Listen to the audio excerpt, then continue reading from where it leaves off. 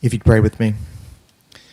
Dear Lord God, we just come to you with grateful hearts, Lord. We are such a blessed people, and we give you all the thanks for that and all the glory. We ask you to be with us all tonight, especially the leaders of the community as they try to seek your will for this community and their neighbors, Lord. Give each person travel safety back home and be with us through the rest of the week. It's in Jesus' name we pray. Amen. I pledge allegiance to the flag of the United States of America and to the republic for which it stands, one nation, under God, indivisible, with liberty and justice for all.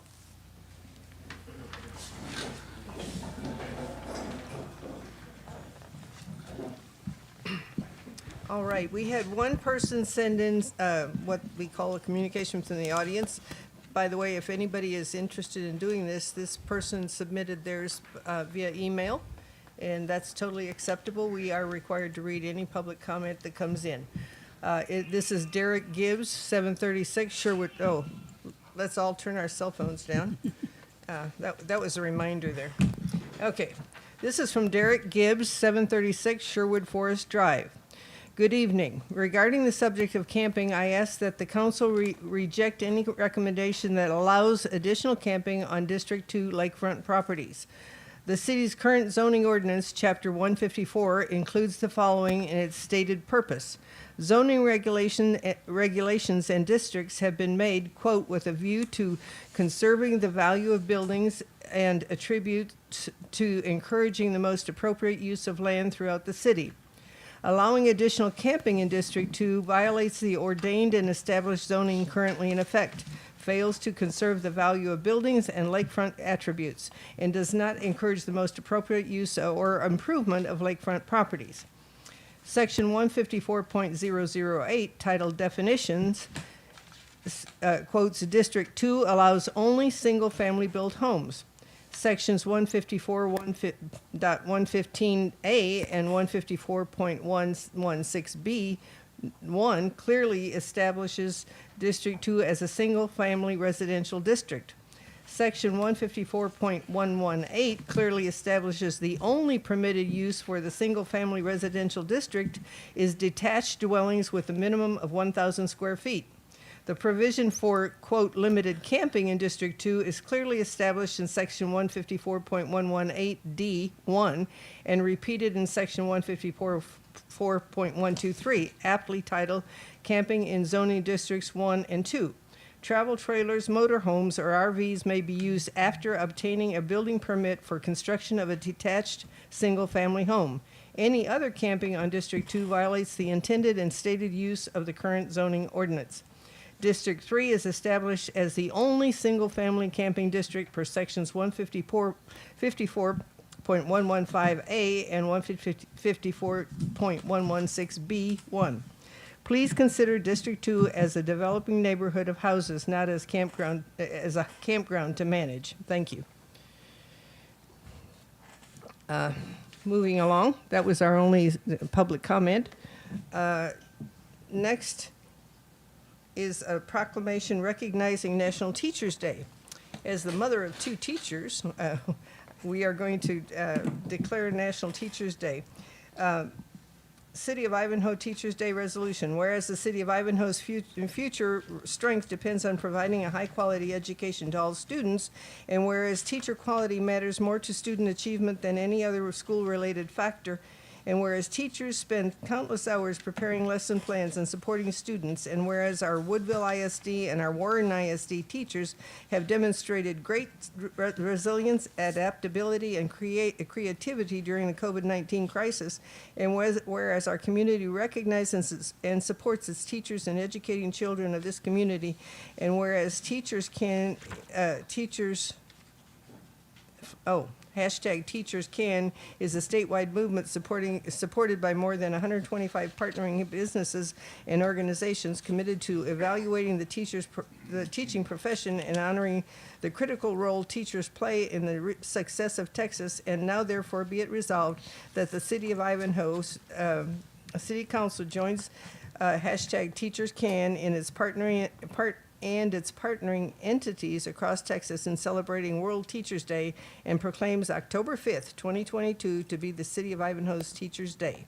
And be it further resolved that the City of Ivanhoe Council encourages members of our community to personally express appreciation to our teachers and display a light blue ribbon outside your homes or businesses the week of October 5th as a symbol of support for our Woodville and Warren ISD educators. I think that's appropriate to join in that support. Consent agenda items. Is there anyone that wishes anything to be removed from the consent agenda? It's only a set of minutes. Being that there is no one that has requested removal of any consent agenda items, is there any objection to the adoption of the consent agenda items? Okay, therefore, they are adopted. We'll move on to the regular council agenda, and first is the mayor's report. I've done what CD usually does. I wrote it out. A lot has been going on in Ivanhoe in the past few weeks. The one thing that I'm realizing is much of the confusion and the resulting anger can be handled if we talk things out. As I mentioned at the beginning of the special meeting we held recently, there is no need for anger, and we need to remember to be respectful. There is so much tension in our country, beginning at the national level and affecting every level of our society. Social media is a factor in the increase of hatefulness. It is so very easy to get people riled up with partial information or even false information. People seem to accept the information they hear on social media as truth without even questioning its validity. There were numerous public comments at the beginning of our special meeting, which is a really good thing. The problem we have is not being able to respond. I sincerely appreciate Councilman Harrington's willingness to facilitate a process for us regarding recreational vehicles and their use. What has become apparent is the need for us to take a very serious look at our ordinances and get input regarding the different issues. For this reason, I am calling a town hall meeting for October 22nd at 10 a.m. This is on a Saturday. It will be at 10 a.m. October 22nd. The agenda will include recreational vehicles, home-based businesses, and Airbnbs to start out with. And if anybody has anything further they want to put on the agenda as far as items, I really think that if we get together as a community, we can talk about things, we can ask questions, we can clarify stuff. As far as what is, and so if there's anything else that you want to add to the agenda, please let me know. And that's for the public too. If public wants anything else put on the agenda, let me know. As far as what is going on in our grants, I met with our GLO representative for our monthly update on our $11.4 million grant and the $8 million grant. I am working with Marion Blackstone to get the necessary forms back to the Texas Historical Commission, which is crazy, but they're asking for that for part of the environmentals. He is extremely pleased with the work that both our grant administrator and our engineers are doing. Soon we will be moving forward with the application for the $1,933,000 grant through DebtCog. We will be utilizing this money for repairing and repaving as much as Lakewood as we can get done. I submitted a $1,200 project to the county commissioners for consideration. Their grant administrator, their engineer, and our commissioner came out and looked at the project, which includes repaving Ivanhoe Drive from the entrance to Candy Cane Park, and they felt that it could possibly be done for a little bit less. I am hoping that I can convince each of the 4 county commissioners to contribute $250,000 of their allotment. Cross your fingers. We have published the RFP for resurfacing Camelot Drive and Ivanhoe Drive to Durwood, and for resurfacing the entirety of 28th Street. This would be utilizing the remaining bond money. We are hoping to get this work done by the end of the year. That is my report. Next is consider for discussion action Supervisor of Dams report. Rusty, you're on. Good evening, sir.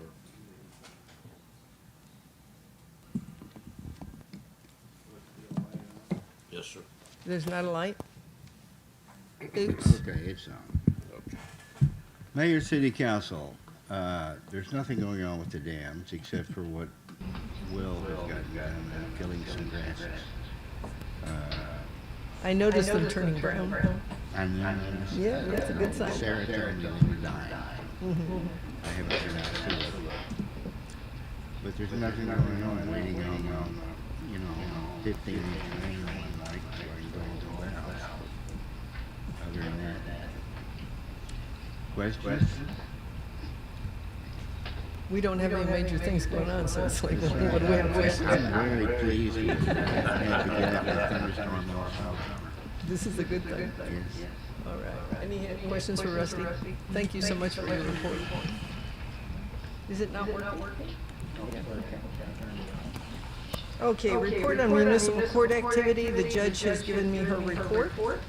I'm not going to go through all this other stuff, but I will report the basics. Total fines and court costs collected, $3,488. Total fines retained by the city, $2,303.77. Total fines sent to the state, $1,184.23. Year-to-date fines collected is $10,364.20. Previous years to year-to-date fines collected was $12,397.40. It's a little bit less than last year, but there haven't been as many fines, obviously. That's good. Report on monthly code enforcement activity. We lost track of that. I'm sorry, I skipped Terry. Report on City Marshal office activities. Terry, you're on.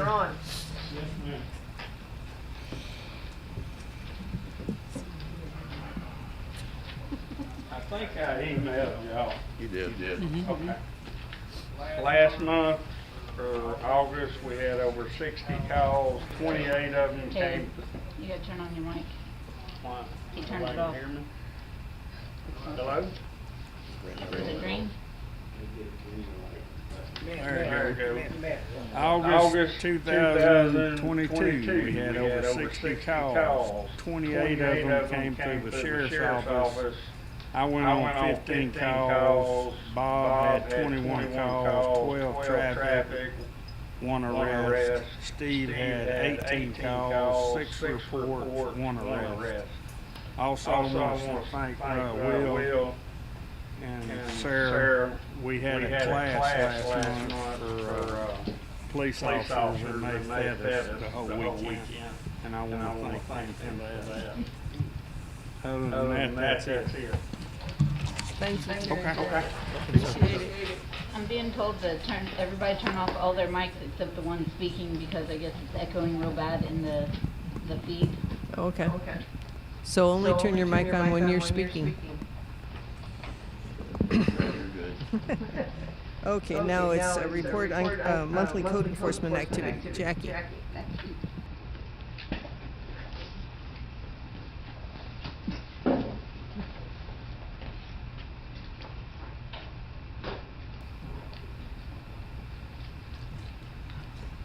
All right. On code enforcement, we've been busy, but I don't have an exact number.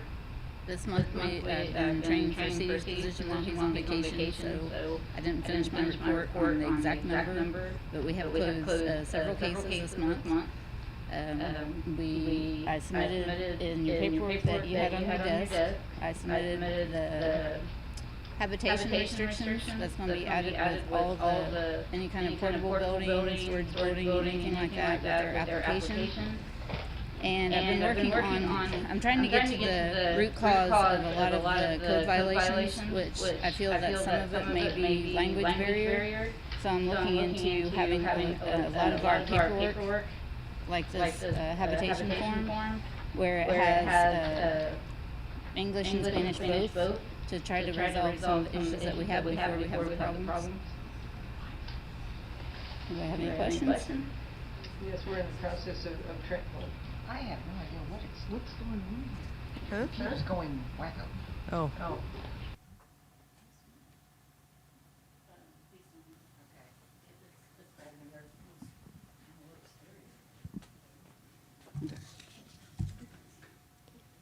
So, Yeah. No, go ahead, David. not a question, just a recommendation. Just so that nobody gets the idea that this is just us making something up out of the box. It might be good underneath the statement or somewhere on the page to reference the actual ordinance numbers that this refers to, so that this is clearly just an open reminder that there's a zoning restriction on this item already on the books, and it's just being made exceptionally clear for folks. Okay. Any other questions, comments?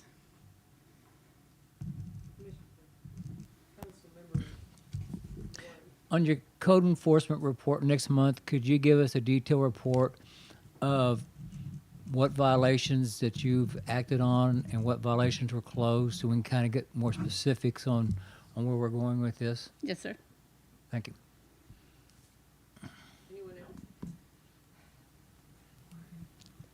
It's hard when you turn all the mics off and get them back on. Thank you, Jackie. Appreciate it. Consider discussion action, Public Works Department. Mr. Marshall. Move that mic up.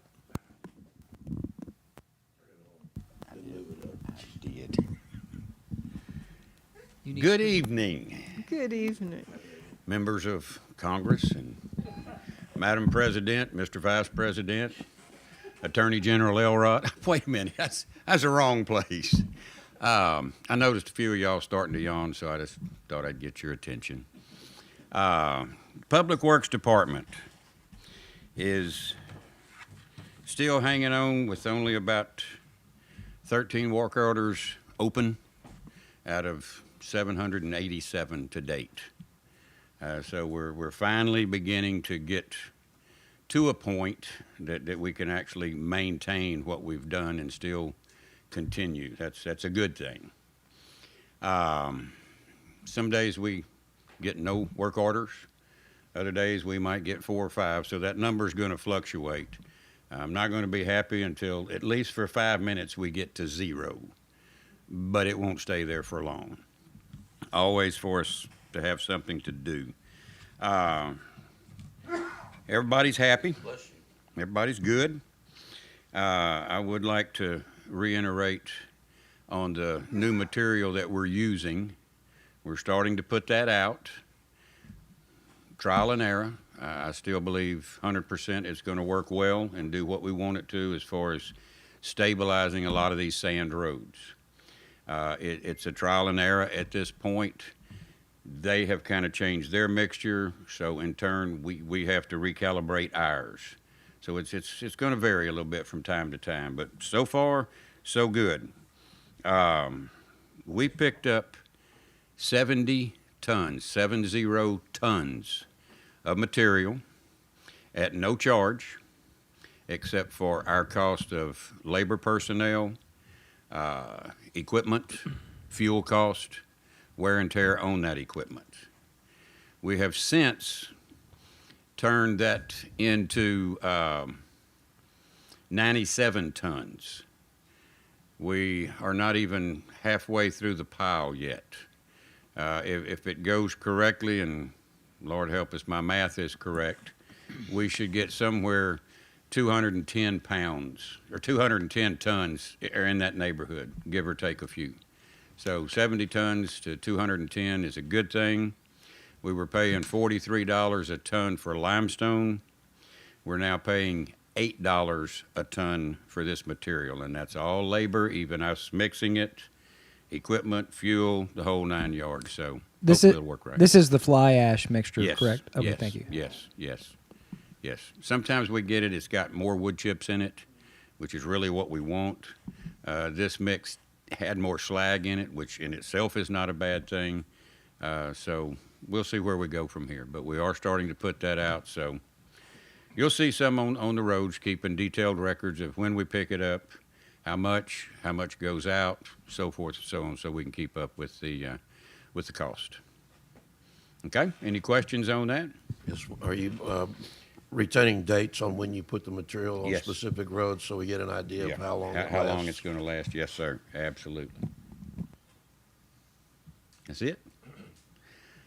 Okay. I have another thing here that I want to make very, very sure that everybody here, everybody listening, everybody here understands.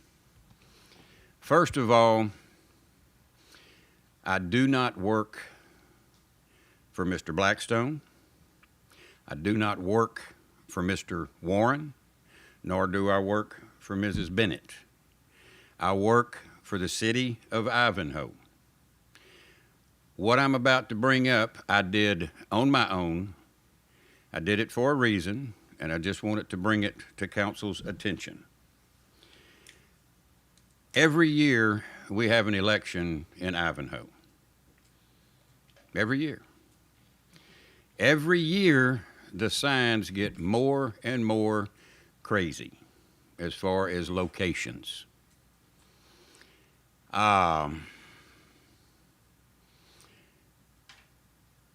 They're being put in some really strange places where they don't need to be. The problem we have, the problem I have with Public Works being involved in this, there's areas that we cannot do what we need to do, which puts us behind, such as mowing. If there's signs in the way where they shouldn't be, we either have to take the time to move them or just not do that area, which if it's scheduled, now we have to switch gears, go to another part where there are no signs. This time of year, there's usually signs everywhere. It's a problem. After the election, it's generally a problem as far as guess who gets to go and pick them all up. Not everybody, but generally there's a few. I did some checking in our ordinances. Section 151.07, general requirements. Section A, subsection B. Location. No sign other than the public traffic control signs and other governmental signs may be located within the public right-of-way. All signs, including any overhead projections, must be located completely within the boundaries of the property on which they are located. Paragraph C. Spacing and size. Only one freestanding sign located adjacent to a public street will be permitted for each legal lot, unless the lot has more than 200 feet of street frontage, in which case, if a lot has more than 200 feet of street frontage, one sign will be permitted every 200 feet. Private traffic control signs will not be included in this spacing requirement. Pole-mounted signs may not exceed 21 feet overall height.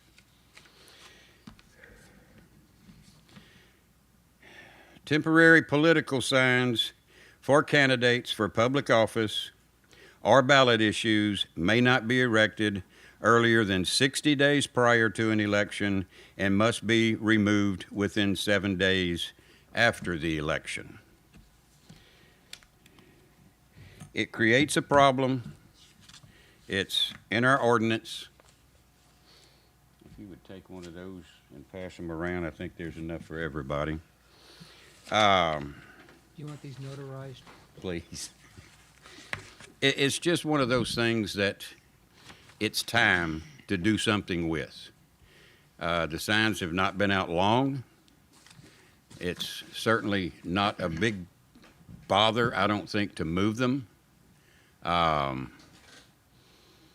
would rather nip it in the bud now than have to deal with it again this time next year, and the next, and the next. We have all talked about it before. Nothing's ever come of it. A lot of folks aren't aware of this. Mr. Stoneman, whom I do not work for, I'm sure probably was not aware. But I think it's time we make everybody aware that's going to be a candidate for office. I think this is maybe one of the things that the city can do is when somebody shows up to fill out the application to run for office, wouldn't be that difficult to hand them these 2 pages. Right. Then we know. Bless you. Okay. Mr. Marshall, if I may, real quick, you've noted for us what the spacing requirements are. It sounds like roughly 200 feet, but you've mentioned pulling them out of the public right of way. Is there anything that defines that? Since we're already live and we're streaming, is there, for folks that are just wanting to be conscientious and say, yeah, that makes great sense. We'd love to help you guys out so you can get your job done and keep our streets mowed and everything. Right. What does it mean to actually get out of the right of way? And where's the measurement and where's it from? The right-of-way within Ivanhoe is literally all over the place. A lot of the side streets, the arteries, so to speak, vary anywhere from 5 foot to 20 feet. The main roads coming in, the places where most of these signs occur, the best rule of thumb that we work by, because we have checked it with the plats, and I don't know who did it for the power company, but my hat's off to them. They have never been wrong in the last 4 years. Where their telephone poles are at is generally the end of our right-of-way. So is their pole on the edge of the right-of-way, or is it in the middle? It is dead center. So if it's 10 feet on one side, it's 10 feet on the other side as well? Not necessarily. Okay. Not the way this place was platted, whatever. Yeah. It can vary immensely. Are there poles on both sides of the road? Not all No. the time. That's why I was sitting. Not all the yeah, time. They're not. So if we get in a situation, it's a simple matter of coming down here to the city, or myself coming down, let CD pull up the plats, and it tells you plain and simple right there. Right. The homeowners have the same type plats. Yeah, I It think gives that- you the right of way. The other thing to mention is that Or the phone boxes. Would you be willing to move all the signs? that's what he's trying to avoid.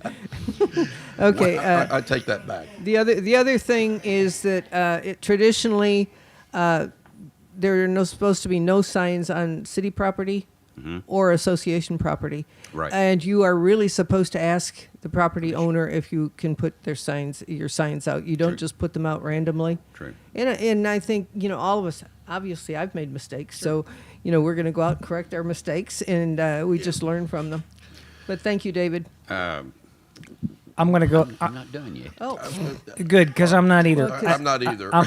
I really have no better clarity except to put it over even with the power pole or the telephone box. It sounds like you guys have work that you're trying to do. Is there a general minimum distance off of the edge of the road that people could keep their signs, that regardless of where the utility easement might be, they'd be good and they'd be out of your way so that you guys could do what you need to do without obstruction? 10 feet, 15 feet off the edge of the road? And There's also the case where someone has a fence and it's right up next to the ditch also. Right. So Right. should the sign go on between the fence and the road, or on the other side of the fence? All signs, including in any overhead projections, must be located completely Okay, so within that the answers boundaries the of the question. property on which they are located, which to me means if you ask somebody to put a sign in their yard, it needs to be in their yard past the right-of-way. And if there's a fence there, it would be on the inside of the fence. I would think so. Yeah, okay. To answer your question, David, yeah, I think we probably may be able to come up with something, but y'all are going to have to get together and actually change this ordinance. This has been in effect since 11/12/15. there are so many other I things know, that I know, are. but again, this is what I have done and what Yeah. I have brought up, because it is a royal pain in the butt for us every single year. Well, can you give us what I have tried to do is make sure they're on the other side of the ditch. But Again, that's probably in the right of way. Let me say this. I have driven around and looked. 90% or more of the signs that are out now are not out of the public right-of-way. So I think the safe thing to do, my opinion, take it for what it's worth, according to the general requirements of the ordinance, to be safe, you know, you're supposed to ask somebody for permission to put a sign in their yard. Just make sure it's inside their fence, inside their yard. That's clear. Well, That's fair, Yeah, that's but- clear. Yeah, where there's no fence, that's the problem, and Right. like he said, it's Right. And the power poles are on one side of the street; they're not on both They're sides. not on the. Some cases they are. Some cases they're Yeah, not. but Again, usually they're it's- not. Yeah, that's where we could look at the plat. We'll try to do better. You know, and say, what? I hope everybody understands where Oh, I'm yeah. coming from. Can it be Oh, yeah. hung on a fence? Sure. I think it could, so long as it Okay. was hung on the inside of the fence. Yeah. Oh, David, that's getting a little. Pardon me? Okay. Okay. Yeah. Okay. Just trying to do the straight and narrow and be even and honest with every candidate running. Just to throw something else out there,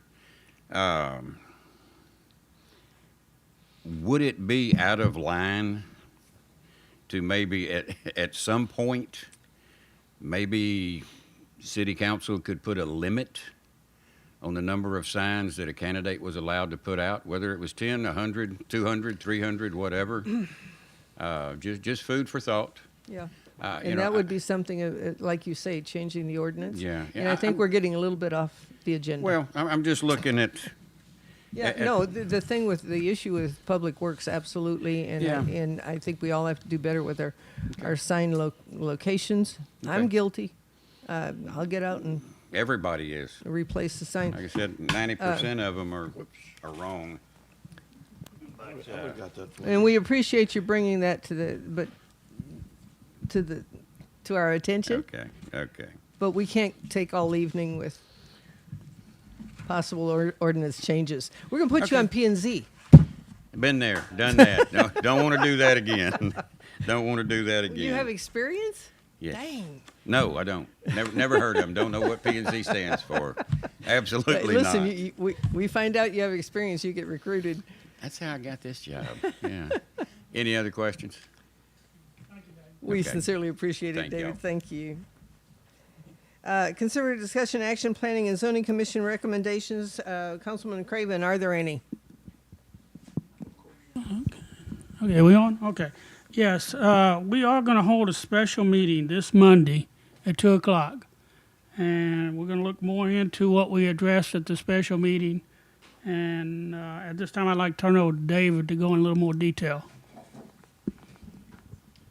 Just a brief update on this situation. As Councilman Craven mentioned, there's not been a massive amount of headway made as of yet.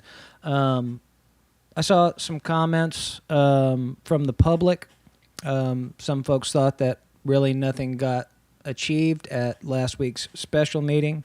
It depends on what you thought the target was. And really the target was to bring light to how complex this situation is concerning our ordinances in general, specifically the RVs. It's a topic that has for years been running through people's head about how we're going to address some of the concerns that are real concerns. And really, that meeting just showed how many different angles from which we're going to have to take a look at this thing to make sure that it's done properly, to make sure that it's done fairly, to make sure that it's done legally. We've got some definitions that we're going to have to put together based on the ordinances that we're working on. We'll be looking for proper legal definitions for some of the terms. Make sure that they're aligned throughout the ordinances, and that anything that's referenced is easily understandable by the public. I think that's part of the challenge that we face, is that a lot of our ordinances are derived from past deed restrictions that were adopted as part of the incorporation, and not all of those were as crystal clear as they could have been. So we've got some clarification to make so that folks can easily understand the ordinances, so lots of definitions. We're also working diligently with Brad Elrod, the city attorney, to make sure that we're making all legal considerations necessary.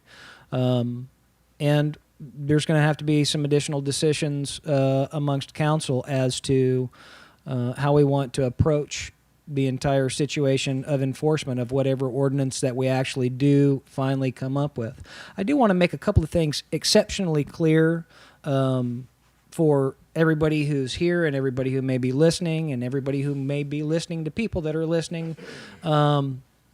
The council tasked the P&Z with putting together an ordinance that would facilitate the enforcement of some of the situations that we have encountered over the years and continue to encounter with regard to the use and storage of RVs in our city. The P&Z did not have an agenda other than to create a functional means by which we could protect the health and welfare and well-being of our community. I know some people aren't real fond of those terms, but at the end of the day, it's our job as council to protect the rights and safety of our residents, and that's what the development of this ordinance is pointed at doing. And so council tasked P&Z with putting something together to get on the books, and it's been in review now for a few sessions of council. Last week's special meeting was a call to attention to say, we've made 2 readings through this, and we're still not in agreement on what it really should look like or what it needs, and so let's put some extra effort into it. I personally don't feel that this matter is going to get resolved anytime soon. I heard a rumor that somebody might be indicating that RVs were going to be illegal or prohibited by like October 31st, which is just preposterous. I will make a statement about the chatter on social media and out in the public in general. The mayor made a statement earlier, just because you hear it doesn't mean that it's so. Likewise, just because you don't hear it doesn't mean it's not so. You know, the thing is that we have to run information to ground.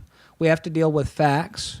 And when something doesn't smell right, we have to be willing to have conversations with the relevant people to identify what the facts are. Sometimes we make assumptions. We're human beings. We all do that. But don't allow anyone's, even your own, misunderstanding of a situation to escalate into a situation where we are attacking the very people who are attempting to serve our community. I trust every person up here. I trust everybody in our city organizations and in the association, because I know without a shadow of a doubt that these people are here not because it's the funnest thing in the world to do, because it's not. We're here because we love our community. We love our neighbors. So please, please, please be patient, be respectful. If you feel like something is out of line or incorrect, I assure you, I assure you that if you seek out the right person to talk to in the city office, they will be forthcoming with information. They will do the very best they can to do their job as best they can and service your need. This is very long and drawn out, but to be honest with you folks, I'm losing lots of sleep over this, and I don't know why, other than the fact that I see my community in turmoil. I see people going after each other aggressively and offensively, and there's just not a need for it. We are working as fast as we can. We are a volunteer organization, with the exception of a few office staff that are paid employees. We do this in our spare time. I spent my entire Labor Day laboring on this issue from 7 in the morning till almost 6:30 in the evening. So trust that we are working on your behalf and that we are working as quickly as we can to do it well.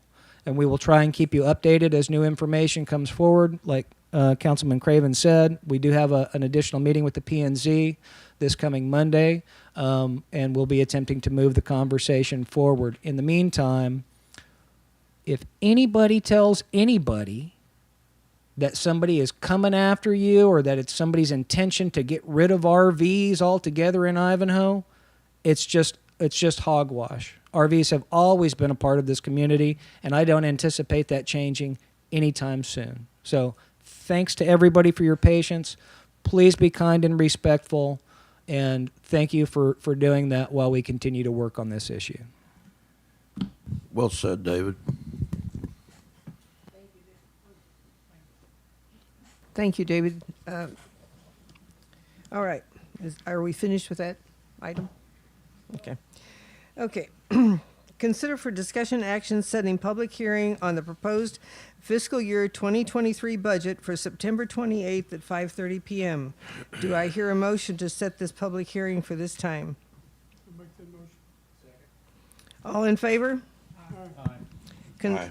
Okay. Number 9, consider for discussion action setting public hearing on the proposed fiscal year 2023 tax rate for September 28th at 6 p.m. All in favor? Any Aye. opposed? Consider discussion actions calling special meeting to adopt the fiscal year 2023 budget and tax rate for September 28th at 6:30 p.m. All in favor? Aye. Any opposed? All right, moving right along. I'm really sorry I'm going to miss that. I'm not. Yeah. I looked on my, I guess it was an email the other day, and exactly 1 year ago was when we began to plan our cruise. We're going on a cruise. We're going to be gone almost a month, and we're looking forward to it. Consider for discussion action holiday schedule. All of you council members have the proposed.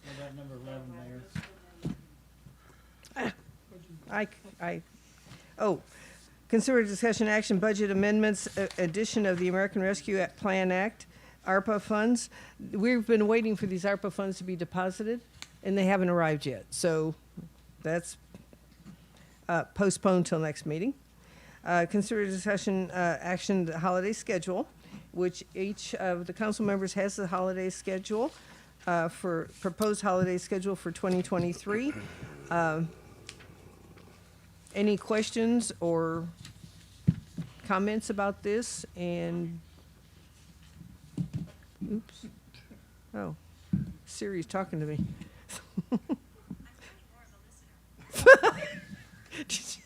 I've never used that. How do you turn her off?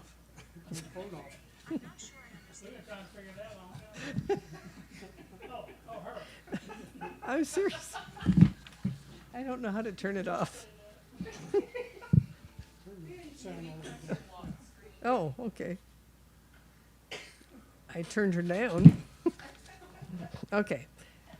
Sorry. That's embarrassing. Okay. Do I hear a motion to adopt this holiday schedule? I'd like to make that motion. All right. Any comments? All in favor? Aye. Any opposed? Thank you. That was funny. Consider discussion action resolution number 2022 it's actually 22-10. No, 11. Excuse me, I lied. Resolution 2022-11R. And this is a resolution of the City of Council of the City of Ivanhoe designating the Tyler County Booster as the official newspaper for fiscal year 2023. And this is, we have to do this every year, assign or adopt our resolution to approve the official newspaper. And our Tyler County Booster has always been that. Is there a motion to adopt? I'll make a motion that we adopt Tyler County Booster as our official newspaper. Thank you, Skip. Second? All in favor? Aye. Any opposed? Motion carries unanimously. Okay. Next. This is, again, these things are things that we have to do at the beginning, or just before the beginning of each fiscal year, is consider for discussion action annual request for proposals for street and road maintenance projects. And like I say, this is something that happens every year, and do I hear a motion to request proposals?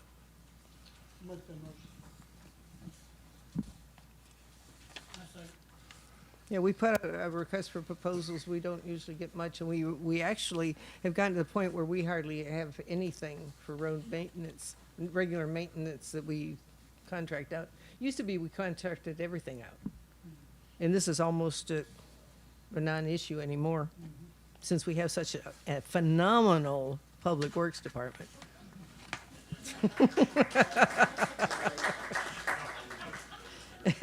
But we still do it, so. Speech. Speech. No, don't ask David. He'd still be up here if I hadn't stopped him. We love you, David. Okay.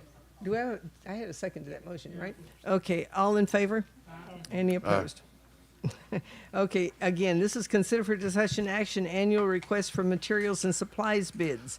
Now, this is important for our street and roads maintenance. We get the different suppliers to give us bids on material. So do I hear a motion to request bids for materials and supplies? All in favor? Any opposed? Okay. Consider for discussion action financial report. And if any of you haven't noticed, CD is not here. We have really been working diligently. Jackie has especially been having to wear the CD hat back there behind the wall and draft checks and whatever. I did make a copy of the report from Texas class and the fund balances when I went in there to see if the $176,000 had been deposited. And so I did distribute that to you. And the other thing that came in today was the sales tax report from the comptroller. And we did well on the sales tax this month. CD always has a comparison between this month and last year's, last year's at this time. But we collected $7,072.80. So. And what period of time is that? Just for the month? Yes.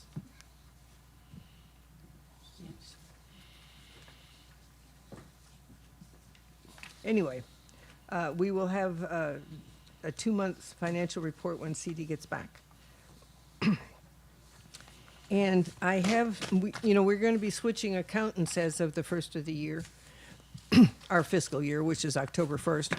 And we have emailed the accountant the format that I used for doing our budget. And hopefully we can follow that format and have our year-to-date expenditures, our budgeted amount, and so that it's clearer. Because I'll tell you, the financial reports this year have been difficult to understand, but hopefully that will be resolved.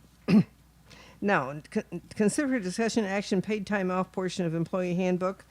Councilman Warren has brought this to the agenda. Would you like to take that item over for discussion? Mayor, we need to go to executive session on that one. Oh, okay.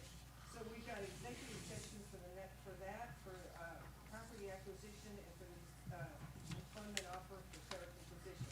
So we have these 3 agenda items that we will be going into closed session for. It is 6:57 p.m. Hopefully we won't take too long.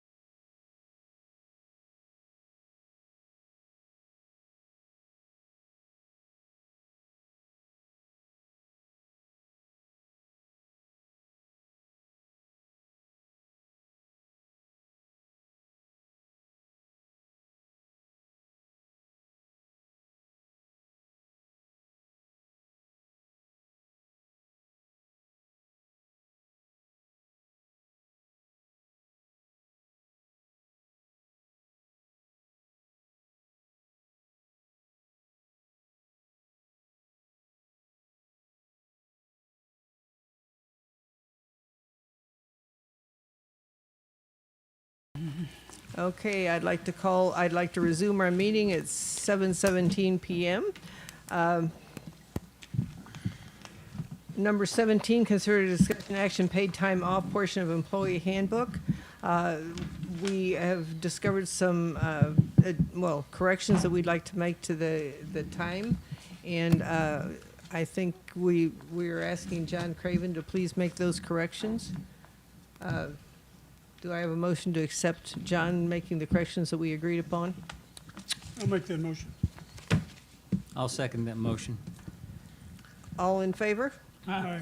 Any You want to opposed? say what the correction is? Yeah, why don't you go sure. ahead and, Yeah, that, there were errors that were made in our, yeah, the Numbers. correction is 32-hour employee, calendar year 2 to 10 years. We originally had 88. We're going to move that and change it to what it should be, 96.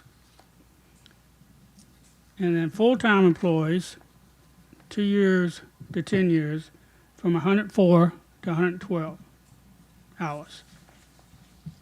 and so those corrections will be made, and John will send them to us to make sure before we finally post them and present them to our employees.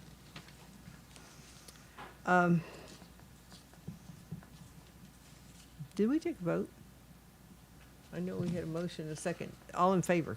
Aye. Any opposed? Okay. The second was property acquisition. We are handling that with our attorney.